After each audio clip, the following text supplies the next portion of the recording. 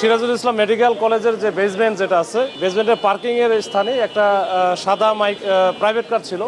এই প্রাইভেট কারের এখানে ওনাদের যে সিকিউরিটি গার্ড আছে তারা হয়তো বা কালকে খেয়াল করে নাই।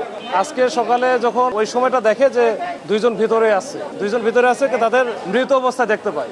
দেখতে পাওয়ার পরে কিন্তু আমাদের থানাকে ইনফর্ম করে, সাথে সাথে ওসি এবং এখানকার এসি রমনা দুইজনে চলে আসে। এরপরে তো আমিও আসলাম, এসে তাদেরকে আমরা এভাবে পাইলাম যে একটা প্রাইভেট কার, সাদা প্রাইভেট কারের ভিতরে ড্রাইভারের সিটেই বসেছিল আর সেকেন্ড সিটারে আরেকজন বসেছিল।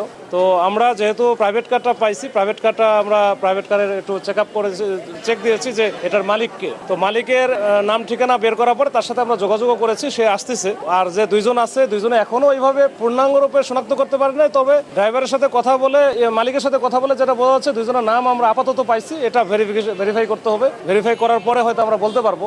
আর এরপরে অন্যান্য যে জিনিসগুলো আছে, বিশেষ করে সিসি ক্যামেরা, আমরা সিসি ক্যামেরা কিন্তু আমরা পর্যালোচনা করেছি। এটা মূলত এই গাড়িটা আসছে গতকাল রাতে, মানে ভোরের দিকে 5টা 32 মিনিটে এখানে ইন করে। 5টা 32 মিনিটে ইন করার পরে দুইজন আবার বের হয়ে গিয়ে 5টা 40-এর দিকে ওই দুইজনের মধ্যে একজন মালিক আর আরেকজন যে এখানে আছে সে আবার ফেরত এসে আবার সে গাড়ির দিকে যায়। এখন মালিকের সাথে কথা বলে আপাতত যেটা বুঝতেছি যে তাদের এই গাড়িটা তারা আসলো এখানে, তাদের একটা রিলেটিভ এখানে সিরাজুল ইসলাম মেডিকেলে ভর্তি আছে, তাকে নেওয়ার জন্য। এরপরে এই দুইজনকে রেখে মালিক চলে যায় যে ওই রিলেটিভকে নিয়ে তারপরে তারা মালিক হচ্ছে আবার এরা চলে যাবে।